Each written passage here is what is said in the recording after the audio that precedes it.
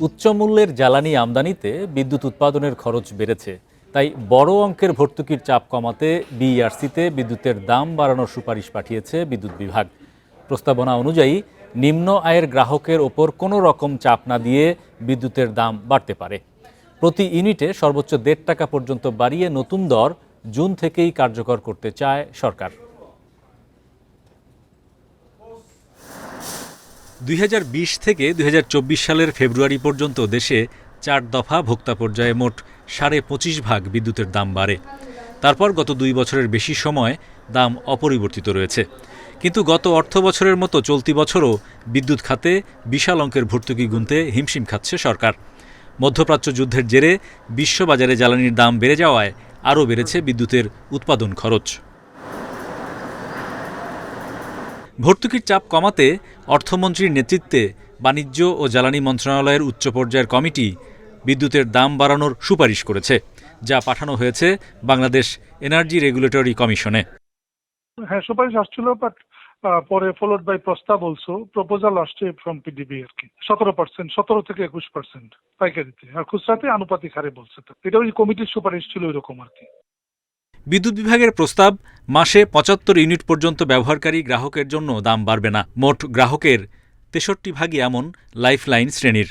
তবে মধ্যবিত্ত, উচ্চবিত্ত এবং শিল্প বাণিজ্যিক বিদ্যুতে প্রতি ইউনিটে ৭০ পয়সা থেকে ১.৫ টাকা পর্যন্ত দাম বাড়ানোর সুপারিশ রয়েছে। বিদ্যুতের দাম তো কয়েক দফা বেড়েছে, তাই না? কিন্তু আমরা কি এই সাপ্রেসড ইকোনমিতে এটা নিতে পারবো কিনা, আমাদের চিন্তা হচ্ছে। এটা ম্যাক্রো ইকোনমিক রিস্ক আমাদেরকে নিতে হবে। আর আমি এখন অ্যাভেলেবিলিটির উপর বেশি জোর দিচ্ছি, বিকজ তা না হলে অনেকগুলো ইন্ডাস্ট্রি বন্ধ হয়ে যাবে। অর্থনীতিবিদরা বলছেন, করোনা মহামারী থেকে শুরু করে মধ্যপ্রাচ্য যুদ্ধ, বারবার নানা সংকটের অভিজ্ঞতা থেকেও নীতি নির্ধারকরা শিক্ষা নেয়নি।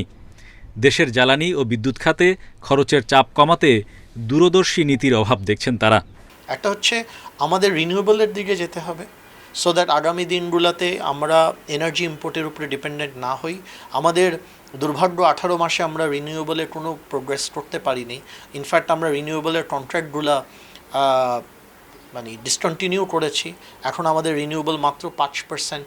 সরকারের প্রস্তাবিত হারে বিদ্যুতের দাম বাড়লে বছরে কমপক্ষে ১০,০০০ কোটি টাকার ভর্তুকির চাহিদা কমতে পারে। Hari Saha, independent news, Dhaka. বাংলাদেশ ও যুক্তরাষ্ট্রের বাণিজ্য চুক্তি নিয়ে উদ্বেগের কিছু নেই বলে মন্তব্য করেছেন বাণিজ্যমন্ত্রী খন্দকার আব্দুল মুক্তাদির। তিনি বলেন, কোনো ধারা বাংলাদেশের স্বার্থ বিরোধী হলে তা সংশোধনের সুযোগ চুক্তিতেই রয়েছে। এদিকে পরিবেশমন্ত্রী জানান, চুক্তি নির্দিষ্ট বিষয় নিয়ে প্রশ্ন উঠলে তা পররাষ্ট্র মন্ত্রণালয়ের মাধ্যমে উত্থাপন করা হবে। মঙ্গলবার সচিবালয়ে সাংবাদিকদের এসব কথা বলেন তারা। ফেব্রুয়ারিতে জাতীয় নির্বাচনের আগে বাংলাদেশ যুক্তরাষ্ট্রের মধ্যে হয় পারস্পরিক বাণিজ্য চুক্তি। পরে এই চুক্তির শর্ত নিয়ে নানা মহলে হয় সমালোচনা। সকালে সচিবালয়ে বাণিজ্যমন্ত্রীর সাথে বৈঠক করেন যুক্তরাষ্ট্রের দক্ষিণ ও মধ্য এশিয়া বিষয়ক সহকারী বাণিজ্য প্রতিনিধি ব্রেন্ডন লিঞ্চের নেতৃত্বে প্রতিনিধি দল। পরে সাংবাদিকদের সাথে বাণিজ্য চুক্তির বিষয়ে কথা বলেন মন্ত্রী। বাণিজ্যমন্ত্রী জানান, বাংলাদেশ ও যুক্তরাষ্ট্রের মধ্যে পারস্পরিক বাণিজ্য চুক্তি একটি বাস্তবতা। দুটি রাষ্ট্রের মধ্যে হওয়া চুক্তি ইচ্ছে হলেই বাতিল করা যায় না। বলেন, চুক্তির কোনো ধারা বাংলাদেশের স্বার্থের অনুকূলে না থাকলে সেটি সংশোধনের বিধান চুক্তির মধ্যেই আছে। যেই চুক্তির কোনো একটি ধারা বা একাধিক ধারা যেটি বাংলাদেশের স্বার্থের অনুকূল না, সেটাকে কারেক্ট করার প্রভিশনও এই চুক্তির মধ্যেই আছে। সুতরাং এটি নিয়ে অহেতুক আপনাদের চিন্তান্বিত হওয়ার বা আতঙ্কিত না হওয়ার জন্য আমি অনুরোধ করব। এদিকে দুপুরে পরিবেশ মন্ত্রীর সাথে দেখা করেন মার্কিন প্রতিনিধি দল। পরে মন্ত্রী জানান, চুক্তিতে অসম কিছু থাকলে তা পররাষ্ট্র মন্ত্রণালয়ের মাধ্যমে আলোচনা করা হবে। এখন যদি কোনো পার্টিকুলার ইস্যুতে যদি কোনো মিনিস্ট্রি যদি কোনো ইস্যু রেজ করে, তাহলে সেটা উচিত হবে আমাদের পররাষ্ট্র মন্ত্রণালয়ের মাধ্যমে সেই ইস্যুগুলো ওনাদের সাথে টেক আপ করা। আমরা তো একা এই চুক্তি করি নাই, বিশ্বের অন্যান্য দেশগুলো করেছে। ইন্দোনেশিয়া 231টাতে এইরকম সাল বলেছে। সুতরাং বাংলাদেশের চুক্তিটি যখন পাঠ করবেন, তখন ইন্দোনেশিয়া, ভিয়েতনাম, কম্বোডিয়া, অন্যান্য যারা চুক্তি করেছে তাদেরটা পাশে নিয়ে পাঠ করলে পরে আপনি জিনিসটা ভালো করে বুঝবেন। বৈঠকে বাংলাদেশ যুক্তরাষ্ট্র বাণিজ্য ও বিনিয়োগ সম্পর্ক জোরদার সহ বিভিন্ন পারস্পরিক স্বার্থ সংশ্লিষ্ট বিষয় নিয়ে আলোচনা হয়। উমনহার আজমি, ইন্ডিপেন্ডেন্ট নিউজ, ঢাকা। যুক্তরাষ্ট্রের সাথে বাংলাদেশের এআরটি বা বাণিজ্য চুক্তির ফলে মার্কিন প্রতিষ্ঠানগুলো আরও বেশি সুযোগ পাবে। এর মাধ্যমে বাংলাদেশের সাথে অশুল্ক বাধা যেমন দূর হয়েছে, তেমনি মার্কিন পণ্য প্রবেশ এবং ব্যবসার নতুন সুযোগ তৈরি হয়েছে, এমন মন্তব্য করেছেন দক্ষিণ ও মধ্য এশিয়া বিষয়ক মার্কিন অ্যাসিস্ট্যান্ট সেক্রেটারি পল কাপুর। রোববার স্থানীয় সময়ে ওয়াশিংটন ডিসিতে সিলেক্ট ইউএসএ ইনভেস্টমেন্ট সামিট 2026-এ সফররত বাংলাদেশি প্রতিনিধি দলের সম্মানে আয়োজিত অনুষ্ঠানে এসব কথা বলেন তিনি। পল কাপুর দাবি করেন, বাংলাদেশ যুক্তরাষ্ট্র সম্পর্কই ঠিক করবে আগামী দিনে ইন্দো প্যাসিফিক অঞ্চলের কৌশল কী হবে। এ সময় বোয়িং কেনার জন্য বাংলাদেশকে ধন্যবাদ জানান তিনি। সম্মেলনে যোগ দিতে বাংলাদেশ থেকে 25 সদস্যের ব্যবসায়ী প্রতিনিধি দল ওয়াশিংটনে গেছে। 3 মে শুরু হওয়া সম্মেলন চলবে 6 মে পর্যন্ত। সম্মেলনে 100টিরও বেশি দেশের প্রায় 5000 প্রতিনিধি অংশ নিচ্ছেন।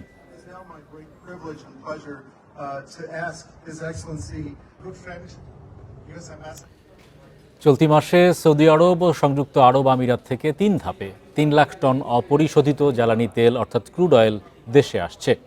গত এপ্রিল মাসে দেশে রেকর্ড পরিমাণ 6,05,227 টন জ্বালানি তেল আমদানি করা হয়েছে। বাংলাদেশ শিপিং কর্পোরেশন বিএসসি সূত্রে জানা গেছে, সৌদি আরবের ইয়ানবু বন্দর থেকে 1 lakh ton Arabian light crude নিয়ে ট্যাঙ্কার এমটি নিনেমিয়া গত 21 এপ্রিল বাংলাদেশের উদ্দেশ্যে যাত্রা করেছে। সব ঠিক থাকলে আগামীকাল জাহাজটি চট্টগ্রাম বন্দরে পৌঁছাবে।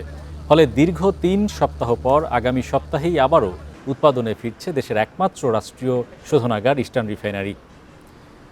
বাংলাদেশ পেট্রোলিয়াম কর্পোরেশন বিপিসি ও বিএসসি এর যৌথ তৎপরতায় দেশের জ্বালানি খাতের সংকট এখন কাটার পথে।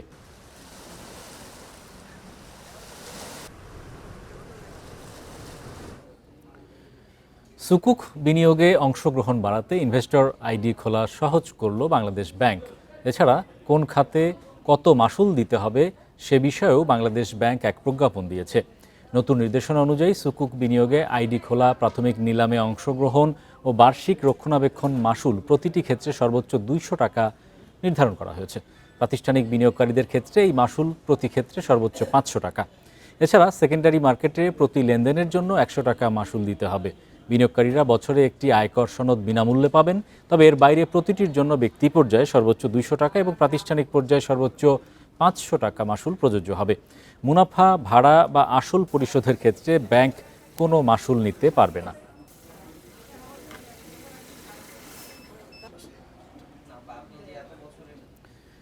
নিরাপদ ও সবুজ বাংলাদেশ গড়ার অঙ্গীকার নিয়ে 6ষ্ঠ প্রতিষ্ঠাবার্ষিকী উদযাপন করল দেশের অন্যতম শীর্ষস্থানীয় শিল্পগোষ্ঠী আকিজ ভেঞ্চার গ্রুপ।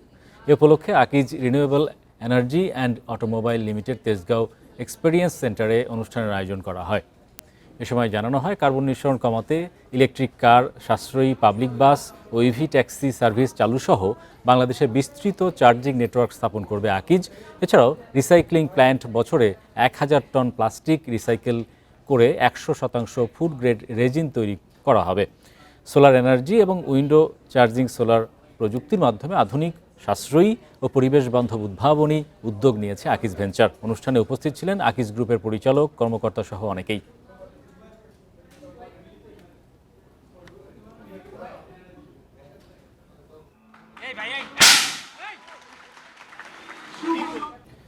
আগের মতো ঢালাওভাবে মেগা প্রকল্প গ্রহণ করতে চায় না সরকার, এমনটাই জানিয়েছেন সড়ক পরিবহন ও সেতু মন্ত্রী শেখ রবিউল আলম। দুপুরে রাজধানীতে 39 kilometre Dhaka east West expressway বাস্তবায়ন প্রকল্পের অংশীজনদের নিয়ে এক অনুষ্ঠানে তিনি এসব কথা জানান। সেতু বিভাগ আয়োজিত এই অনুষ্ঠানে মন্ত্রী আরও বলেন, অপচয় হয়, অর্থের সঠিক সুফল মেলে না, এমন প্রকল্প নিরুৎসাহিত করে সরকার। প্রয়োজনীয়তার ভিত্তিতে বড় প্রজেক্টগুলো বাস্তবায়ন করা হবে বলেও জানান তিনি। এ সময় প্রতিমন্ত্রী রাজীব হাসান বলেন, বড় প্রকল্প মানেই বড় দুর্নীতি, এমন ধারণা থেকে বের হয়ে আসতে চায় সরকার। জমি অধিগ্রহণে দীর্ঘসূত্রিতা প্রকল্প বাস্তবায়নে অপচয়ের বড় কারণ হয়ে দাঁড়ায় বলেও মনে করেন তিনি। বড় প্রকল্প মানে সত্যি হোক মিথ্যা হোক, অর্ধ সত্যি হোক, মানুষ মনে করে বড় প্রকল্প মানে বড় দুর্নীতির একটি ক্ষেত্র। সেই জিনিসটি থেকে আমরা বের হয়ে আসতে চাই। সেলফ কিছু গোল ঠিক না করে আমরা খুবই আগের সরকারের মতো ঢালাওভাবে মেগা প্রজেক্ট নিতে চাই না। যতটুকু বাস্তবায়ন করতে জানি বা পারবো, যেটার সুফল নিশ্চিত আছে, যেটা আমার অর্থনীতির অপচয় হবে না এবং আমার অর্থ ব্যয়ের সুফল জনগণ পাবে অপচয় ছাড়া, সেইভাবে আমরা যদি প্রস্তুতি নেই, ডেফিনেটলি আয়োজন সার্থক হবে, এই প্রকল্প সার্থক হবে। চলতি বছরে চট্টগ্রাম বন্দর দিয়ে গাড়ি আমদানি ও খালাস কমেছে প্রায় ৪৪%। গত বছরের মার্চে রেকর্ড গাড়ি খালাসের পর সর্বনিম্ন খালাস হয়েছে এবারের মার্চে। বিশ্ব অর্থনীতির নেতিবাচক অবস্থা, জ্বালানি সংকট আর ডলারের উচ্চ মূল্যে এমন পরিস্থিতিতে বড় ধরনের লোকসানে ব্যবসায়ীরা। চট্টগ্রাম বন্দরের তথ্য মতে গত বছর ৩১টি জাহাজে ১৪,১৬৪টি গাড়ি আমদানি হয়। সেই বছর মার্চে বন্দর থেকে রেকর্ড ১,৯৫৯টি গাড়ি খালাস করে আমদানিকারকরা। প্রথম ৩ মাসে এই সংখ্যা ছিল ৩,৮৫৪। তবে চলতি বছরের মার্চে গাড়ি খালাস হয়েছে মাত্র ৪৯৭টি। বাজেটের আগে গাড়ি আমদানি ও খালাসে চাপ থাকে বন্দরে, তবে এবার আমদানি কমে যাওয়ায় চাপ কমেছে খালাসেও। জুলাই থেকে মার্চ পর্যন্ত অন অ্যান অ্যাভারেজ ৯৫০র মতো গাড়ি আমদানি হয়েছে প্রত্যেক মাসে। তবে মার্চে এসে এটা ড্রপ ডাউন করেছে। বৈশ্বিক সংকট, অর্থনীতির উপর কোনো চাপ পড়ে, মানুষ স্বাভাবিকভাবে টাকাটা ধরে রাখতে চায়। গাড়ি আমদানিতে ৮০০ থেকে ৮৫০% পর্যন্ত শুল্ক দেন ব্যবসায়ীরা। বছরের শুরুতে আশাব্যঞ্জক হলেও ফেব্রুয়ারিতে মধ্যপ্রাচ্য যুদ্ধের পর জ্বালানি অনিশ্চয়তা, ডলার সংকট সহ নানা কারণে কমেছে গাড়ির চাহিদা। ব্যবসা বাণিজ্য আমরা ভালো নাই এই মুহূর্তে। ব্যবসায়ীরা কেন ভালো নাই? ডলারের ক্রাইসিস, ব্যাংকেরও আর্থিক খাতগুলোর অবস্থা খুব একটা ভালো না, এলসির পজিশন ভালো না, পেমেন্ট করতে গিয়ে আমরা ঝামেলায় পড়তেছি। অনেক টাকা পয়সা বাজারে কিন্তু খুব একটা নাই, ক্যাশ টাকার ফ্লো যেটা বলে, সেটা না থাকার কারণে আমাদের বেচা কিনে একদম কম। আসন্ন বাজেটে রিকন্ডিশন গাড়ি আমদানিতে সময়সীমা বৃদ্ধি, শুল্ক কমানো সহ বেশ কিছু প্রস্তাবনা দিয়েছে ব্যবসায়ীরা। অনুপম শীল, ইন্ডিপেন্ডেন্ট নিউজ, চট্টগ্রাম। আমের ক্যালেন্ডার অনুযায়ী সাতক্ষীরায় আজ থেকে শুরু হয়েছে আম সংগ্রহ ও বাজারজাতকরণ। সকালে সদর উপজেলায় ফিংরি গ্রামে ইসমাইল হোসেনের বাগানে আম সংগ্রহ কার্যক্রমের উদ্বোধন করেন ভারপ্রাপ্ত জেলা প্রশাসক। এ সময় তিনি অপরিপক্ক ও রাসায়নিক যুক্ত আম বাজারজাত করলে ব্যবস্থা নেওয়ার পাশাপাশি সিন্ডিকেট ভাঙতে নানা পদক্ষেপের কথা জানান। কৃষি বিভাগ জানায়, আবহাওয়া ও মাটির গুণে অন্যান্য স্থানের তুলনায় আগে পাকে এ জেলার আম। প্রথম দিনে গোপালভোগ, গোবিন্দভোগ, বৈশাখী জাতের আম ভাঙা হয়। আগামী ১৫ মে হিমসাগর আম, ২৭ মে ল্যাংড়া ও ৫ জুন ভাঙা হবে আম্রপলি আম। এবছর জেলায় আম উৎপাদনের লক্ষ্যমাত্রা ধরা হয়েছে ৭০,০০০ মেট্রিক টন। এর মধ্যে ১০০ মেট্রিক টন হিমসাগর ও ল্যাংড়া আম বিদেশে রপ্তানি করা হবে। খুব সুস্বাদু হয়। আমাদের সাতক্ষীরার এই যে আমটা, এ খালি আমাদের বাংলাদেশে না, বিভিন্ন দেশে এই আমগুলো চলে যায়। কারণ এবছর আমের মুকুল থেকে শুরু করে এখন পর্যন্ত আমের ফলন অন্যান্য বছরের তুলনায় অনেক বেশি। প্রাপ্তি নিশ্চিত করতে আমি মনে করি যে যোগাযোগ ব্যবস্থার উন্নতি, বিশেষ করে রেললাইন এবং আম প্রক্রিয়াকরণ সেন্টার আমাদের সাতক্ষীরা খুব দ্রুত জরুরি। সপ্তাহের তৃতীয় কার্যদিবসে নেতিবাচক ঢাকার শেয়ার বাজার, তবে ইতিবাচক অবস্থায় চট্টগ্রাম স্টক এক্সচেঞ্জ। ডিএসইতে কমেছে সূচক ও লেনদেন, আজ প্রায় ৫৮ কোম্পানির শেয়ার দর হারিয়েছে। অন্যদিকে চট্টগ্রাম স্টক এক্সচেঞ্জের সার্বিক সূচক বেড়েছে ৩১.৮৮ পয়েন্ট। মঙ্গলবার দিনের শুরুতে নেতিবাচক ছিল ঢাকার শেয়ার বাজার। বেলা বাড়ার সাথে সাথে শুরু হয় সূচকের পতন। দিন শেষে ডিএসইএক্স সূচক কমেছে ১০.৫৭ পয়েন্ট, অবস্থান করছে ৫,২৬৭ পয়েন্টে। সূচকের পাশাপাশি কমেছে লেনদেন। হাতবদল হয়েছে ৮৩২ কোটি ২৯ লাখ টাকার শেয়ার, যা আগের দিনের চেয়ে ৪৪ কোটি ৬৬ লাখ টাকা কম। লেনদেনে অংশ নেয়া ৩৯৩টি কোম্পানি ও মিউচুয়াল ফান্ডের মধ্যে দর বেড়েছে ১৬০টির, দর কমেছে ২২৭টির এবং অপরিবর্তিত রয়েছে ৫৯টি প্রতিষ্ঠানের শেয়ার দর। সবচেয়ে বেশি লেনদেন হওয়া প্রতিষ্ঠানের তালিকায় শীর্ষে আছে বেক্সিমকো ফার্মাসিউটিক্যালস, দ্বিতীয় অবস্থানে মুন্নু সিরামিক এবং তৃতীয় অবস্থানে সিটি ব্যাংক। এদিকে শতাংশের দিক থেকে দর বৃদ্ধির তালিকায় প্রথমেই আছে মুন্নু সিরামিক, এমারেল্ড অয়েল দ্বিতীয় এবং তৃতীয় কেপিপিএল। অন্যদিকে চট্টগ্রাম স্টক এক্সচেঞ্জের সার্বিক সূচক ৩১.৮৮ পয়েন্ট বেড়েছে। লেনদেন মোট ১৫ কোটি ১৭ লাখ টাকার শেয়ার। আদ্রিতা রাইন, ইন্ডিপেন্ডেন্ট নিউজ। এবারে জানাবো বিশ্বের প্রধান প্রধান মুদ্রার সাথে টাকার আজকের বিনিময় হার। অপরিবর্তিত যুক্তরাষ্ট্রের ডলারের দর বিনিময় হয়েছে 123 টাকা 25 পয়সায়, কমেছে যুক্তরাজ্যের পাউন্ডের দর বিনিময় হয়েছে 168 টাকা 41 পয়সায়, ইউরোর দরও বিনিময় কমেছে, বিনিময় হয়েছে 145 টাকা 48 পয়সায়। দর অপরিবর্তিত ভারতীয় রুপির বিনিময় হয়েছে 1 টাকা 45 পয়সায়, অপরিবর্তিত সৌদি রিয়ালের দর বিনিময় হয়েছে 33 টাকা 9 পয়সায়, দর কমেছে আরব আমিরাতের দিরহামের বিনিময় হয়েছে 33 টাকা 72 পয়সায়, কুয়েতি দিনারের দর অপরিবর্তিত বিনিময় হয়েছে 404 টাকা 76 পয়সায়, দর কমেছে মালয়েশিয়ান রিঙ্গিতের বিনিময় হয়েছে 31 টাকা 26 পয়সায়।